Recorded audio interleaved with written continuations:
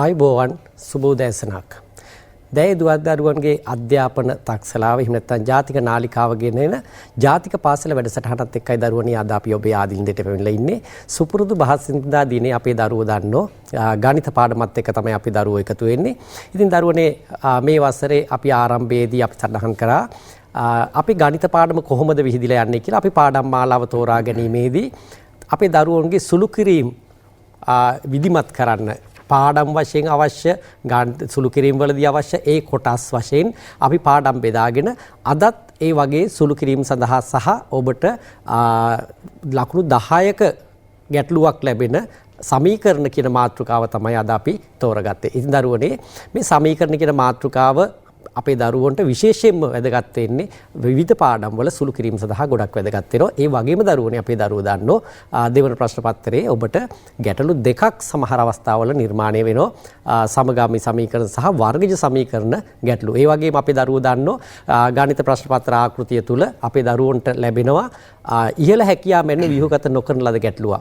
ඒ ගැටලුව සඳහා බොහෝ විට යොදා ගන්නවා මේ වර්ගජ සමීකරණ කොටස. ඉතින් දරුවනේ අන්න ඒ වගේ සුවිශේෂී කොටසක් එක්ක තමයි අද අපි අපේ ආලින්දයට එන්නේ. ඉතින් අපේ දරුවෝ අපිත් එක්ක එකතු වෙලා අද දිනේ සමීකරණ ගැන ඔබ ඉගෙන ගත්ත කරුණු නැවත වරක් මතක් කරලා අපි සමීකරණ කොයි ආකාරයෙන්ද සුළු කිරීම සඳහා යොදාගෙන කොයි ආකාරයෙන් සමීකරණ විසඳන්නේ කියලා අපි කතා කරන්න අපේ දරුවෝ පෑනක් කොලයක් අරගෙන අපිත් එක්ක එකතු වෙනවා නම් හොඳයි.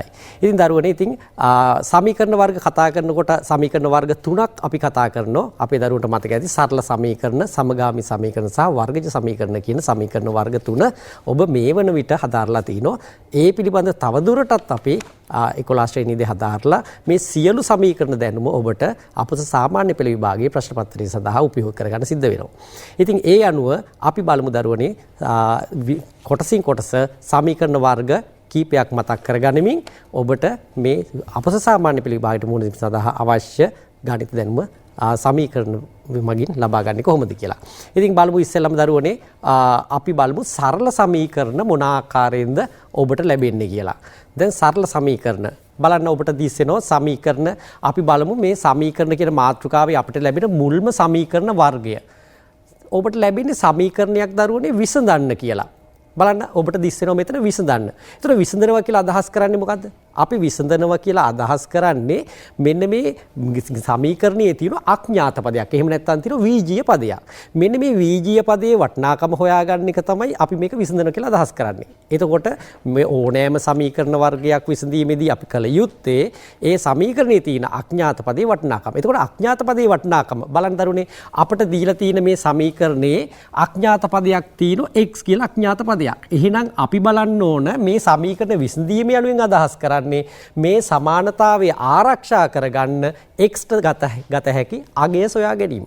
එහෙනම් අපිට අවසානයේ ඔබට ලැබෙන පිළිතුරක් x සමානයි කියලා පිළිතුරක්. එහෙනම් x සමානයි කියලා පිළිතුරක් ලැබෙනකොට අන්න සමාන ලකුණෙන් එක පැත්තක x තනි කරගන්න. එහෙනම් මං කෙටියෙන් කිව්වොත් මේක විසඳනවා කියලා අපි අදහස් කරන්නේ මේ x කියන අඥාත පදය සමාන ලකුණ එක පැත්තක තනි කරගන්නකොට ගණිත කර්ම නිවැරදිව හසුරනකොට ඔබට දකුණු පැත්තේ මේ සඳහා සුදුසු අගය නිර්මාණය වෙනවා. එහෙනම් අන්න ඒ කොහොමද අපි කරන්නේ කියලා අපි බලමු දරුවනේ. මෙතෙන්දී ඔබට දිස්සෙනවා මේ ගැටලුවේ 2x ඍණ 3 සමානයි 7යි කියනකොට ඔබට දිස්සෙනවා මේ x තනි කරගන්න x ට අමතරව මේ තනි කරගන්න ඕන සමාන ලකුණේ වම් පැත්තේ. එහෙනම් x ට අමතරව කවුද ඉන්නේ? මෙතන ඉන්නෝ 2. ඒ වගේ මෙතන ඉන්නෝ 3. එහෙනම් මේ x මේ සමාන ලකුණු පැත්තෙන් තනි කරගන්න නම් 2 සහ 3 දෙකම ඉවත් කරන්න ඕන. එහෙනම් මේ 2 සහ 3 ඉවත් කිරීමේදී අපේ දරුවන්ට මතකයි ක්‍රමවේදයක් පිළිවෙලක් තියෙනවා. එක පාට අපිට සියල්ල ඉවත් කරන්න බෑ.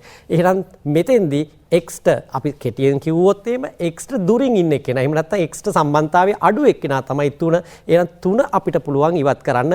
ඔබට මතක ඇති විධිමත් ක්‍රමය අපි 2x මේ ඍණ 3 නැති කරන්න අපි ධන 3ක් දැම්ම. ඒ වගේම වම් පැත්තට යමක් එකතු කිරීමේදී සමානතාවය ආරක්ෂා කරන්න දකුණු පැත්තටත් ඒ වගේම කොටසක් එකතු කරනවා. අන්න ඒ මගින් අපිට ඉවත් කිරීම කරනවා. බලන්න දරුවනේ එතකොට අපි මේ ඍණ 3 නැති කරන්න මම මේ පැය වම් පැත්තට ධන 3ක් එකතු කරනවා. ඒ වගේම වම් පැත්තට ධන 3ක් එකතු කරා නම් දකුණු පැත්තේ තියෙන 7 ඒ පැත්තටත් අපි 3ක් එකතු කරනවා. දැන් මේ ධන ඍණ 3ට ධන 3 මේ ඍණ 3යි ධන 3යි බිඳුව වෙලා ගිහිල්ලා අන්න ඍණ 3යි ධන 3යි නැති වෙලා යනවා. එහෙනම් මේ පැත්තේ ඉතුරු වෙනවා 2x දකුණු පැත්තේ ඉතුරු වෙනවා දරුවනේ 7යි 3යි එකතු කරාම 10යි කියලා. එහෙනම් දැන් අපිට අවශ්‍ය වෙන්නේ x තනි කරන්න 2 ඉවත් කරන්න අපි බලමු x 2කින් වැඩි වෙලා එහෙනම් 2 ඉවත් කරන්න 2කින් බෙදන්න ඕන. එහෙනම් මේ පැත්ත 2කින් බෙදන දරුවනේ දකුණු පැත්තත් අපි 2කින් බෙදන්න ඕන. එහෙනම් අපිට පුළුවන් දෙපසම 2කින් බෙදීමෙන් දෙපසම 2කින් බෙදලා මේ දෙකට 2 කැපිලා ගියාට පස්සේ බෙදිලා ගියාට පස්සේ මේ පැත්තේ x ඉතුරු වෙනවා.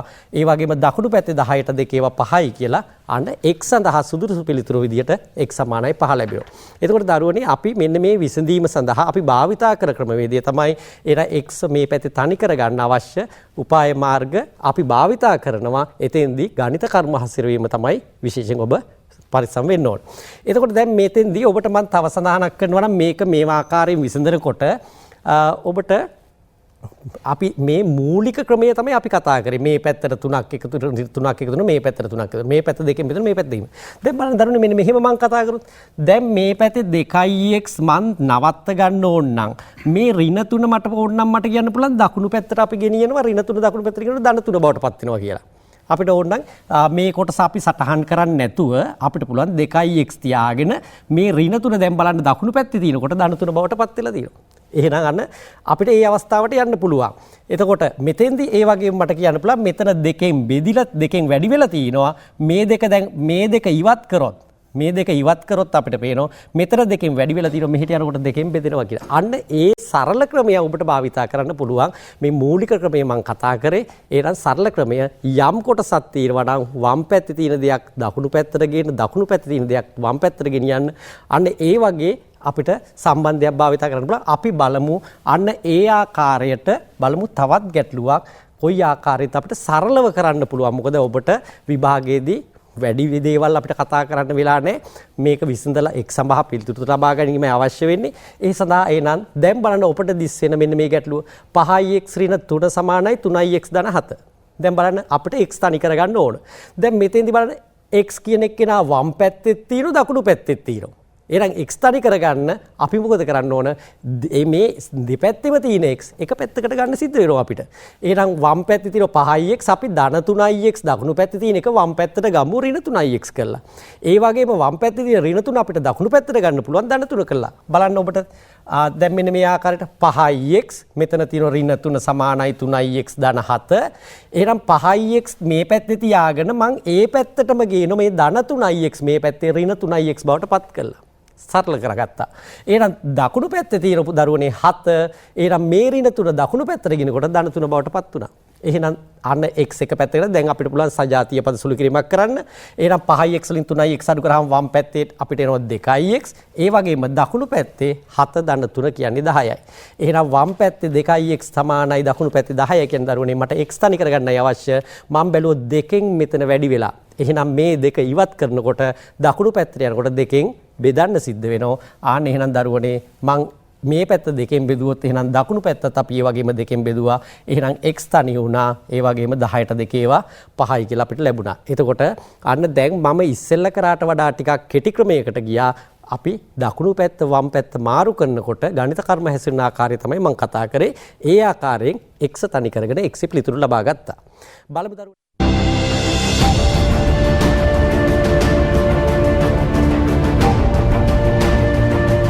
මානවයාගෙන් වියුක්ත නිරෝධායනයක යෙදෙන සත්‍ය සබදාරා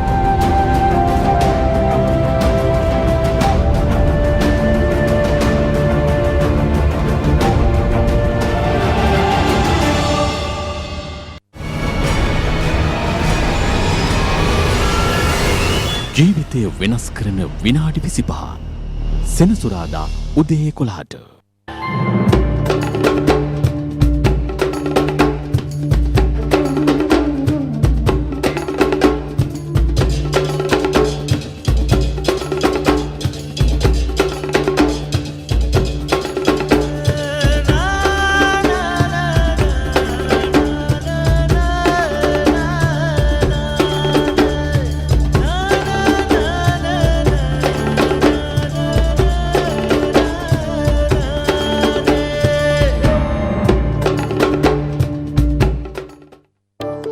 සමීකරණ සරල සමීකරණ මොනාකාරයි විවිධාකාරයේ සරල සමීකරණ වර්ග භාග ඇතුළු වරහන් සහිත අඥාත පද දෙපසම තියෙන ඒ වගේ විවිධ සමීකරණ විසඳන ආකාරය ඔබත් එක්ක කතා කරා.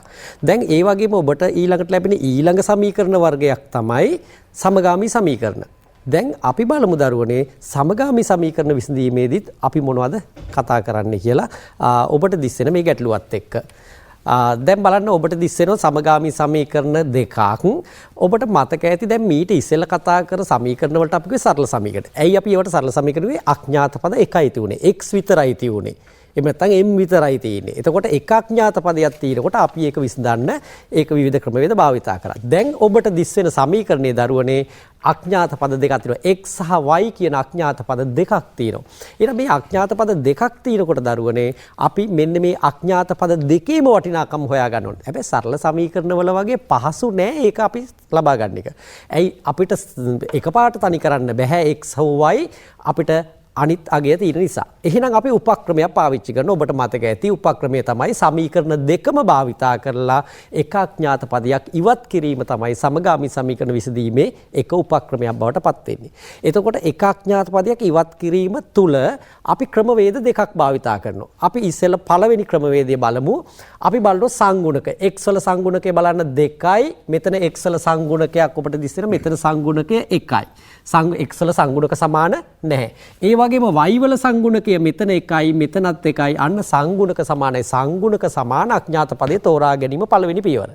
ඊළඟ පියවරේදී අපි කරන්නේ මෙන්න මේ සංගුණක සමාන වෙච්ච අඥාත පද දෙක තියෙන අගයන් දෙකේ මේ ලකුණ ඍණ සහ ධන ඔබට මතක ඇති ඍණ සහ ධන කියන දෙන්නම අපිට තියෙනවා නම් අපි කරේ සමීකරණ දෙක එකතු කිරීම. එහෙනම් බලමු අපි සමීකරණ දෙක එකතු කරලා අපි 1 සහ 2 කියලා සමීකරණ දෙක නම් කරගත්තා. එහෙනම් 1 සහ 2 කියන සමීකරණ වර්ග දෙක අපි එකතු කරමු. වම් පැත්තේ දෙන්න එකතු කරනවා දකුණු පැත්ත එකතු කරනවා. එහෙනම් වම් පැත්තේ 2x ඍණ y ඒ වගේම x ධන y. දකුණු පැත්තේ තියෙනවා 4 සහ 5 4 ධන 5. දැන් ඔබට දිස්සෙනවා මේ ගැටලුවේ බලන්න මේ දැන් 2x ඍණ y x ධන y මේ ඍණ yට ධන y ඉවත් වෙලා යනවා. බලන්න දරුවනේ ඍණ yට ධන y ඉවත් වෙලා ගියාට පස්සේ අපිට ඉතුරු වෙන්නේ x විතරයිනේ. අන්න සරල සමීකරණයක් බවට පත් වෙනවා. එහෙනම් සමගාමී සමීකරණ විසඳීමේ උපක්‍රමය තමයි සමීකරණ දෙකම භාවිතා කරලා එක අඥාත පදයක් ඉවත් කර ගැනීම. ඊළඟට දකුණු පැත්තේ තියෙනවා අපිට 4 සහ 5. එහෙනම් අපිට පුළුවන් y කියන අඥාත පදේ ඉවත් වුණාට පස්සේ 2x ධන x කියන්නේ 3x දකුණු පැත්තේ 4 සහ 5 එකතු කරාම 9යි. සරල සමීකරණයක් ඔබට ලැබුණා. දෙපැත්තම 3ෙන් බෙදන්න පුළුවන්. දෙපැත්තම 3ෙන් බෙදුවාට පස්සේ මේ පැත්තේ x තනි වෙනවා. දකුණු පැත්තේ 9 බෙදීම 3යි. ඒ කියන්නේ x සමානයි 3යි. එහෙනම් x වල අගය අපි හොයාගත්තා. දැන් x වල අගය හොයාගත්තා නම් ඔබට පුළුවන් පළවෙනි සමීකරණයේ හෝ දෙවෙනි සමීකරණයේ ආදේශ කිරීමෙන් y වල අගය හොයාගන්න. එහෙනම් අපි ආදේශ කරමු. අපි කියන x සමානයි 3 ඔබ කලෙන් දෙක ඔබ කියන්න ඕන x සමානයි 2 දෙවෙනි සමීකරණයේ ආදේශයෙන්. එහෙනම් දෙවෙනි සමීකරණය ඔබට දිස්සෙනවා x ධන y සමානයි 5යි. අපි x වලට 3 x වල අගය 3 යෙදුවොත් x වලට 3 යෙදුවොත් 3 ධන y සමානයි 5යි. එහෙනම් y වල අගය ලබා ගන්න පුළුවන් y අපි මේ පැත්ත අනි කරොත් ධන 3 දකුණු පැත්තට යන ඍණ 3 බවට පත් වෙලා 5 ඍණ 3යි. එහෙනම් දරුවනේ y සමානයි 2යි කියලා අපිට පිළිතුරු ලැබෙනවා. එතකොට අපි x වල සහ y වල පිළිතුරු දෙකම ලබා ගත්තා. මේ ලබා ගැනීම සඳහා භාවිත ක්‍රමයේදී පළමුව කරේ සමීකරණ දෙක භාවිත කරලා එක අඥාත පදයක් ඉවත් කරගත්තා. එතකොට සංගුණක සමාන කරලා අඥාත පදයක් ඉවත් වෙන්න සැලැස්සුවා. ඊට පස්සේ අපි සරල සමීකරණ ඉඳලා එක අඥාත පදයකගේ හොයලා ඒක ආදේශ කරලා අනිත් අගේ හොයාගත්තා. දැන් දරුවනේ අපි බලමු මේ වගේ තවත් ගැටලුවක්. දැන් බලන්න ඔබට දිස්සෙන මෙන්න මේ ගැටලුව. මෙතරක් තියෙන අඥාත පද දෙක x සහ y තියෙන අඥාත පද දෙකක් තියෙන සමීකරණ දෙකක්. මේ සමීකරණ දෙක විසඳීමේදීත් අපි x සහ y යගයන් සොයන්න ඕන.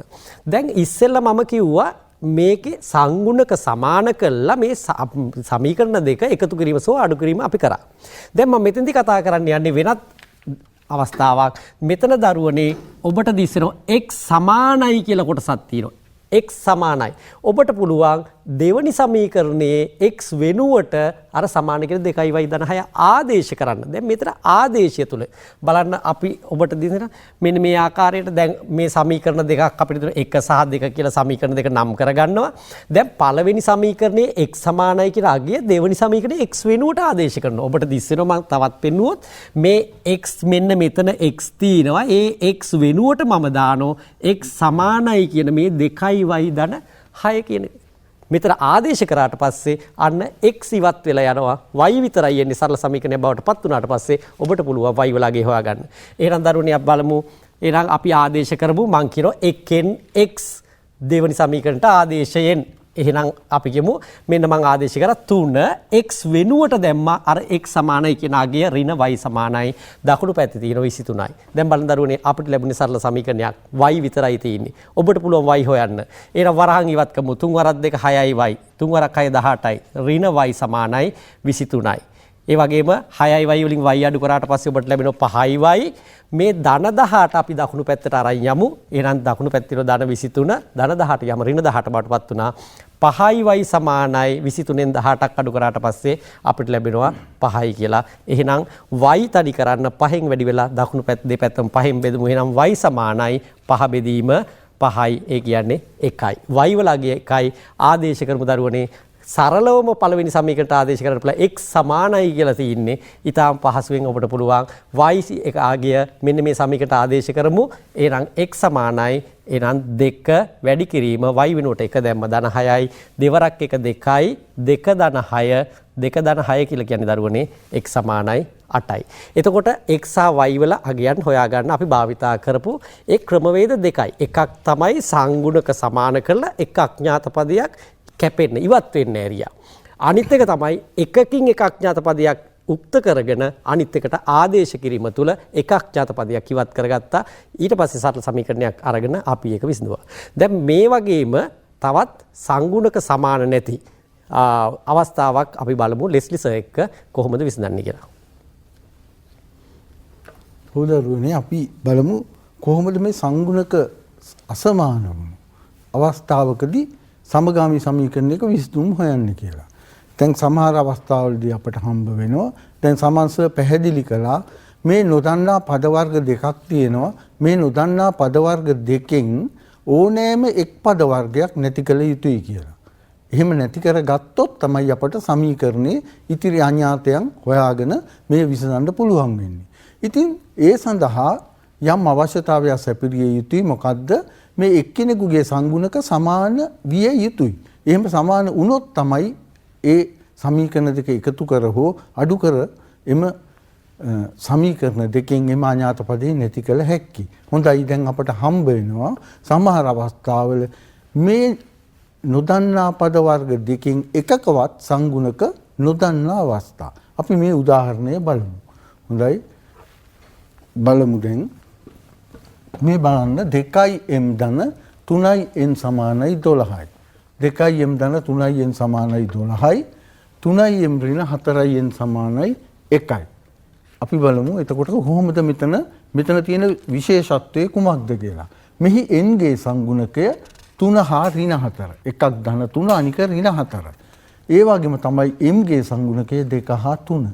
ඉතින් මේ දෙකෙන් එකකවත් අපට සංගුණක සමාන නැත්නම් අපි ලොකු ගැටලුවකට මැදි වෙනවා. ඉතින් මොකක්ද අපි මේකට අපි යොදන ප්‍රතිකර්මය, මේකට අපි යොදන උපාය මාර්ගය.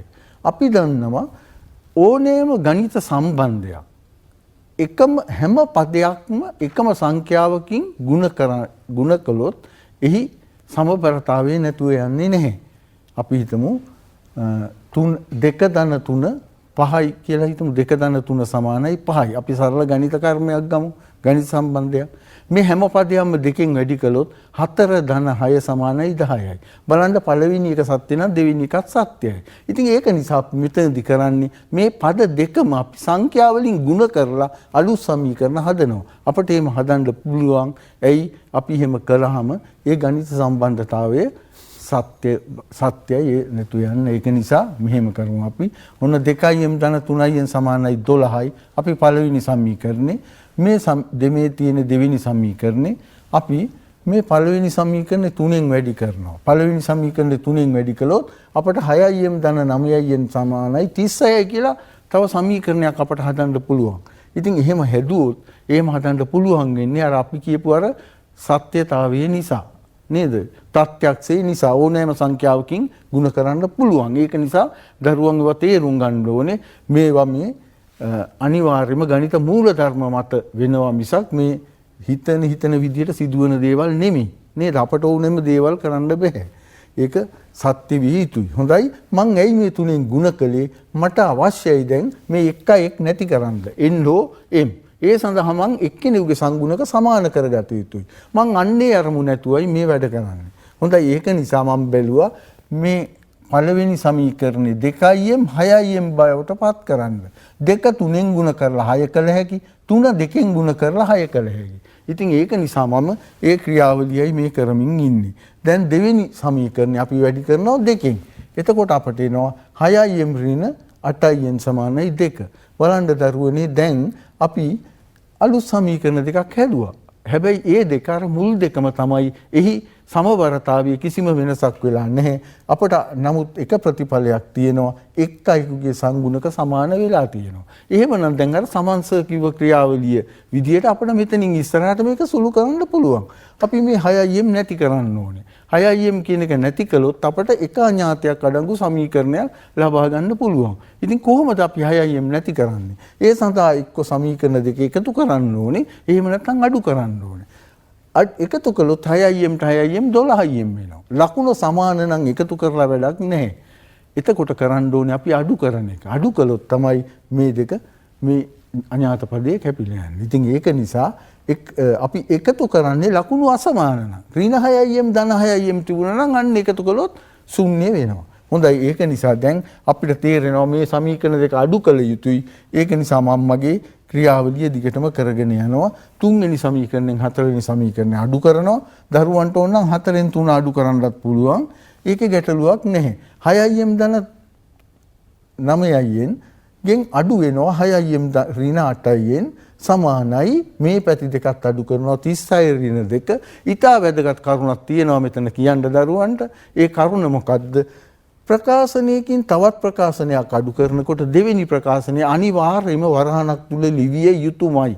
එහෙම නැත්නම් මෙතන වැරදි පිළිතුරක් තමයි අනිවාර්යයෙන්ම ලැබෙන්නේ. ඒක දරුවන් හොඳින් සිහි තබා ගත යුතුයි. ඒක නිසා අඩු කරනකොට නිකන් හිතෙන් අඩු කරන්න එපා. දෙවෙනි එක වරහණක් තුල ලියලා අඩු කරන්න. හොඳයි දැන් අපි මෙහෙම ලියලා අපි දැන් තවදුරටත් මේක සුළු කරමු. එතකොට එනවා මේ තියෙන්නේ 6im ධන 9im මේ තිබුණු සම්බන්ධයමයි මේ ඍණ ලකුණෙන් මේ ඇතුලේ පද දෙකම වැඩි වෙනවා ඍණයි ධනයි ඍණ 6im අගේ වෙනසක් වෙන්නේ නැහැ. මොකද ඍණ එකනේ මෙතන තියෙන්නේ. මේ තියෙන සංඛ්‍යාව ඍණ ලකුණ විතරක් පෙන්වුනට එතන තියෙනවා ඍණ 1 කියන සංඛ්‍යාව. අපි ඍණ 1කින් ගුණ වෙන්නේ. ඍණ 1කින් මේ ඍණ 8යෙන් ගුණ වුණොත් ධන 8යෙන් 36න් දෙකක් අඩු වුණොත් 34යි. ඉතින් දැන් අපට පුළුවන් මේ දරුවන්ට තේරෙනවා ඇති මොකද වෙන්නේ ධන 6im හා ඍණ 6im එකතු වුණොත් එතන ශූන්‍ය. ඒ දෙක නැති වෙලා යනවා. එතන බිඳුවයි. එහෙම නැත්නම් එතකොට අපට ලැබෙනවා අවසාන ඉතුරු වෙන්නේ 9යෙන් ධන 8යෙන් 17යෙන් සමානයි 34යි. දැන් අපි මේ දෙපසම 17න් බෙදනවා. දෙපසම 17න් බෙදුවොත් අපට එන්ට අගයක් ලබා ගන්න පුළුවන්. n සමානයි 34 බෙදීම 17 ඒ කියන්නේ n සමානයි 2යි. එතකොට දැන් අපට එන්ට අගයක් ආවනේ. දැන් එක අඥාතයක් අපි හොයාගත්තට පස්සේ අපට තියෙන්නේ අඥාතය අර සමීකරණ දෙකකින් එකක ආදේශ කරලා අනිත් අඥාත පදයේ අගය ලබා ගන්න. හොඳයි n සමානයි 2 මම එකෙහි ආදේශ කරනවා. එක කියන්නේ 2im ධන 3im සමානයි 12. දරුවන්ට කැමති ඕනෑම සමීකරණයක ආදේශ කළ හැකි. මේ අපි මේ එකෙහිම ආදේශ කරන්න ඕනේ. පිළිතුරු දෙකක් ලැබෙන්නේ නැහැ. මොන සමීකරණය ආදේශ කළත් එක පිළිතුරයි ලැබෙන්නේ. ඉතින් ඒක නිසා අපි මෙහෙම ආදේශ කරමු. කැමති විදියට ආදේශ කරන්න වඩා පහසු එකක් තෝරගත්තොත් වඩා හොඳයි. ඒක නිසා අපි දෙක තෝරගත්තේ එක තෝරගත්තේ 2im ධන 3im කියන්නේ 3 වාරයක් 2 සමානයි 12යි. 2im ධන 6 සමානයි 12යි. 2im සමානයි මේ ධන 6 ඍණ 6 ගානේ දෙපසට එකතු කළොත් මේ පැත්ත ශූන්‍ය වෙනවා 12 ඍණ 6. ඒ කියන්නේ 2im සමානයි 6. 2im සමානයි 6. අපි දෙපසම දෙකෙන් බෙදනවා. අපට අවසානයේ m සඳහා අගයක් ලැබෙනවා 3යි. ඉතින් ඒක නිසා අපි දැන් m සහ n කියන ඒ අගයන් දෙකම අපට ලැබී තියෙනවා. ඉතින් දරුවනේ මේ විදිහට අපට විවිධ සමගාමී සමීකරණ හම්බ වෙනවා. ඒ විතරක් නෙමෙයි මේ පාඩමේ අපට තවත් සමීකරණ වර්ග තියෙනවා. ඒ වයින් එකක් තමයි වර්ගජ සමීකරණ. අපි බලමු සමන්සර්ගෙන් අහලා කොහොමද වර්ගජ සමීකරණයක් විසඳන්නේ දරුවන්ට කොහොමද ඔව් දරුවනේ. එතකොට දැන් අපි මේ වෙනකොට සරල සමීකරණයක් විසඳන ආකාරයත් ඒ වගේම සමගාමී සමීකරණයක් විසඳන ආකාරයත් අපිත් ඔබත් එක්ක කතා කළා. ඊළඟට ඔබට අපස සාමාන්‍ය පෙළ මට්ටමේදී ලැබෙන ඊළඟ සමීකරණ වර්ගය තමයි වර්ගජ සමීකරණ. දරුවනේ වර්ගජ සමීකරණ විසඳීමේ උපක්‍රම කීපයක් අපි කතා කරනවා. මේ වෙනකොට ඔබ 10 ශ්‍රේණියේ කතා කරලා තියෙන එක වර්ගයක් පමණයි අද අපි කතා කරන්නේ. ඊළඟට ඒ සමීකරණ විසඳීම සඳහා විධිමත් වූ ඔබට අපේ සාමාන්‍ය පෙළ විභාගයේදී ඍජුවම ලැබෙන තවත් ක්‍රම කීපයක් තියෙනවා. ඒවත් සඳහා අපි වෙනම පාඩමක් යොදාගෙන තියෙනවා. ඒ නිසා අද දිනයේ ඔබට වර්ගජ සමීකරණ වල සරල අවස්ථාව පමණයි අපි සාකච්ඡා කරන්නේ. එතකොට සරල සමීකරණ සහ සමගාමී සමීකරණ වලට වඩා වෙනස් වෙන්නේ වර්ගජ සමීකරණ කොහොමද කියලා අපි බලමු දරුවනේ ඔබට දිස්සෙන මේ ගැටලුවත් එක්ක. බලන්න දරුවනේ දැන් මෙතෙන්දී ඔබට ගැටලුවක් දිස්සෙනවා x ඍණ 2 වාරයක් x ධන 3. ඔබට මං ඉස්සෙල්ලා සඳහන් කරා සරල සමීකරණයකදී උනේ එකක් අඥාත පදයයි තිබුණේ. සමගාමී සමීකරණයේදී අඥාත පද වර්ග දෙකක් තිබුණා. දෙකක් හෝ තුනක් වෙන්නත් පුළුවන්. තුනක් හතරක් වෙන්න පුළුවන්. ඒවා සමගාමී සමීකරණ. මෙතෙන්දී දරුවනේ බලන්න මේ සමීකරණයේ ඔබට දිස්සෙනවා මෙතන ප්‍රකාශන දෙකක ගුණිතයක්. අපි දන්න දීපද ප්‍රකාශනවල ගුණිතයේදී මේ x සහ x වැඩි කරාට පස්සේ ඔබට ලැබෙනවා x වර්ග කියන අගය x වර්ග.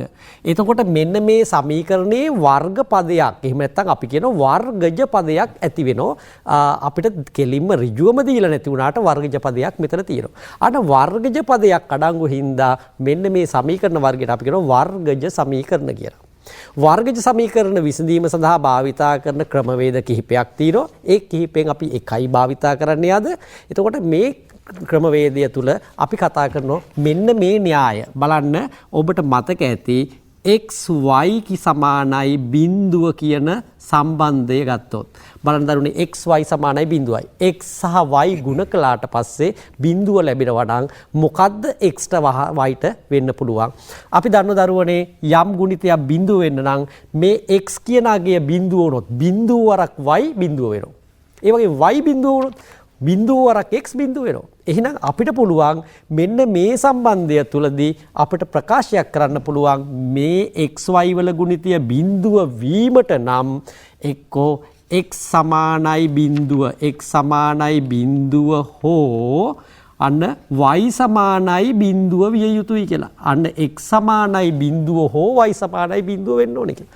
එතකොට x වලා ගිය බිඳුව වුණොත් සම්පූර්ණ ගුණිතේ බිඳුවක් බවට පත් වෙනවා. y බිඳුව වුණොත් ඒත් සම්පූර්ණ ගුණිතේ බිඳුවක් බවට පත් වෙනවා. එහෙනම් මෙන්න x වල දැන් අපි මුලින්ම අපි කතා කරමු සරල සමීකරණ x වලට එක අගයක් තිබුණා. සමගාමී සමීකරණ x වලට අගයයි y වලට අගයයි.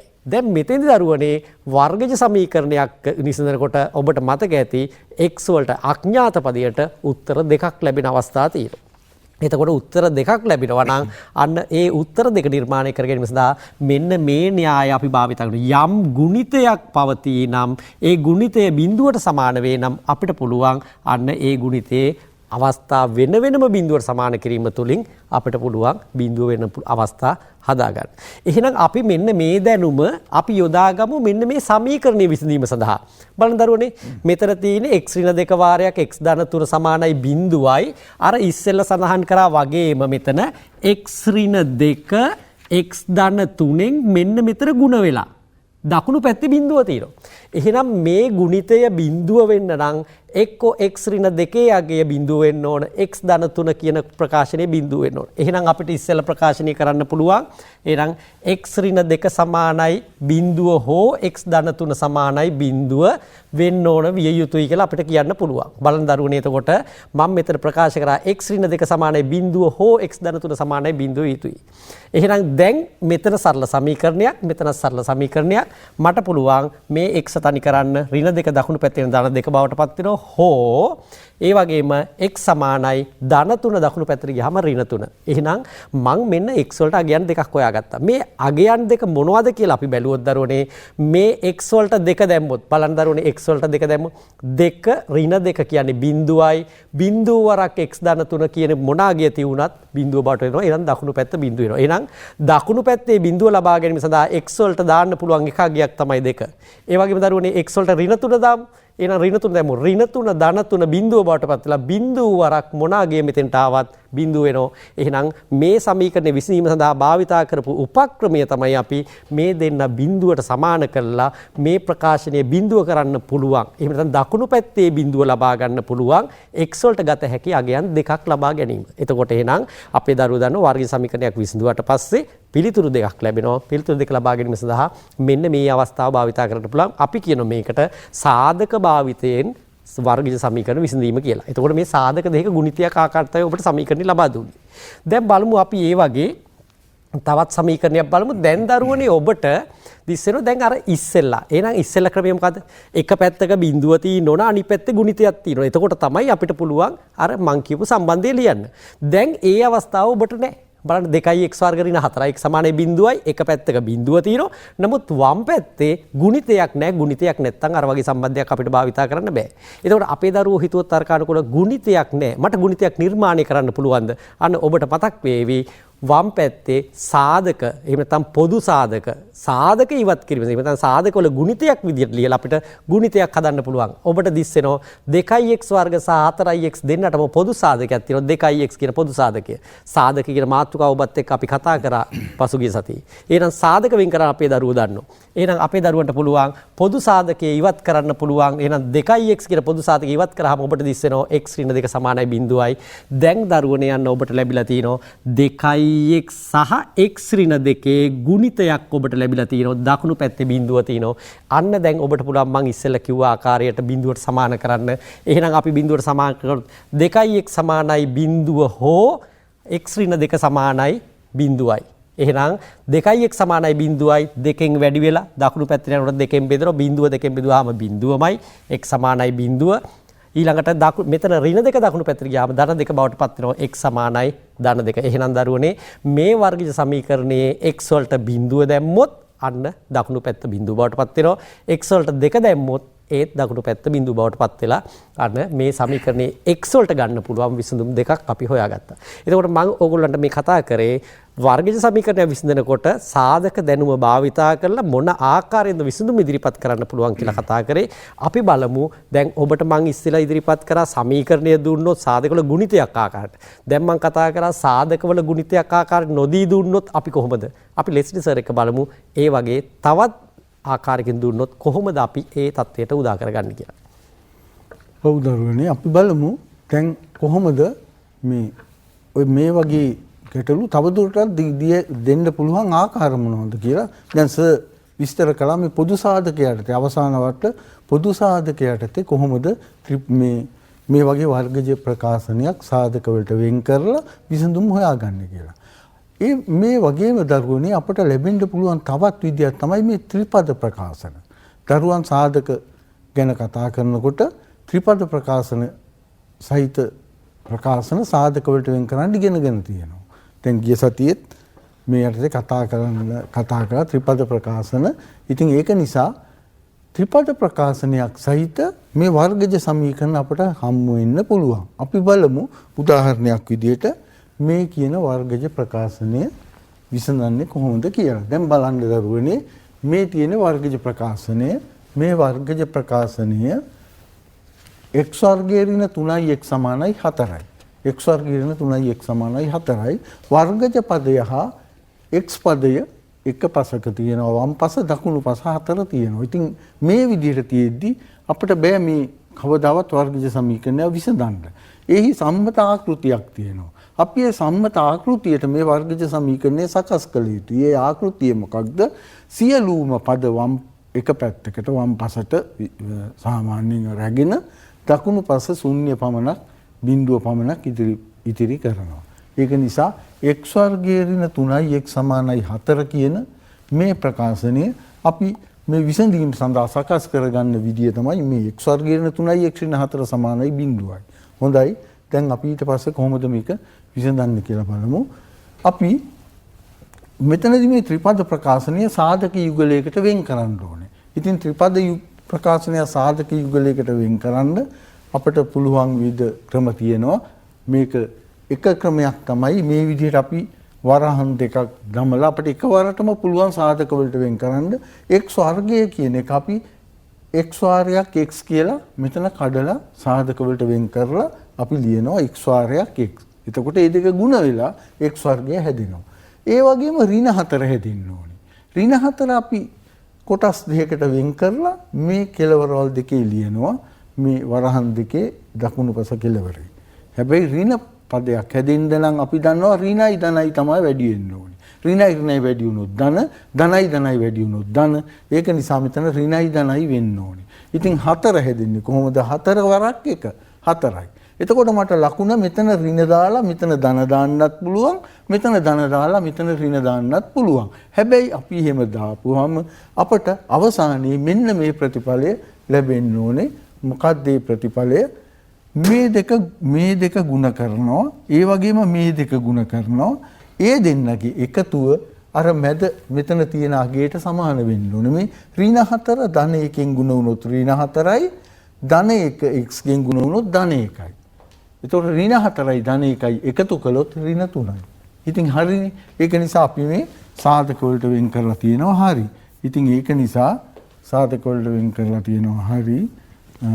අපි දැන් අපිට මේක සාධක වලට වෙන් කළා. දැන් අපි අර සමන්ස කිව්ව විදිහට අපි මේ සාධක දෙකක ගුණිතේ බිඳුව නම් අපි මේ කොටස බිඳුව හෝ ඊළඟ කොටස බිඳුවයි කියලා ලියනවා.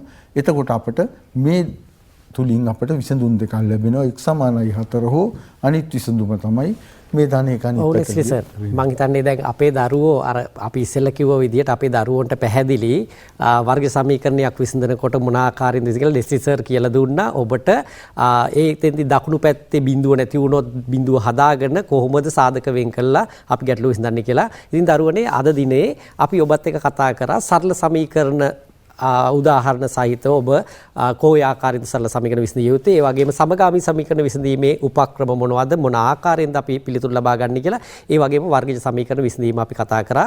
වර්ගජ සමීකරණ විසඳීම පිළිබඳව ඉදිරියේදී තවත් පාඩමක් ඔබත් එක්ක අපි සාකච්ඡා කරනවා. ඉතින් අද දිනේ ඔබට අපි මේ කතා කරපු අපි සාකච්ඡා කරපු මෙන්න මේ සමගාමී සරල සමීකරණ, සමගාමී සමීකරණ සහ වර්ග සමීකරණ දැනුම අප සාමාන්‍ය පෙළ විභාගයේදී සුළු කිරීම සඳහා පමණක් නෙවෙයි තවත් ඔබට ගැටලු විසඳීම සඳහා භාවිතා කරන්න පුළුවන්. ඔබට මීට SLT within online learning සහ online working සඳහා ඇදහිය නොහැකි data දීමනා ගොඩනගන්න සමගාමී සමීකරණ ගොඩනගාගෙන විසඳන්න අවස්ථාත් ලැබෙන්න පුළුවන්. ඉතින් අපි හිතනවා අද දිනයේ අපේ දරුවෝ මේ සමීකරණ හොඳින් මතක් කරගෙන විභාගයට උපකාරී කරගනීවි කියලා. ඉතින් ඔබට ජය ප්‍රාර්ථනා කරමින් අද දවසේ අපි ඔබෙන් සමුගන්නවා. ආයුබෝවන්.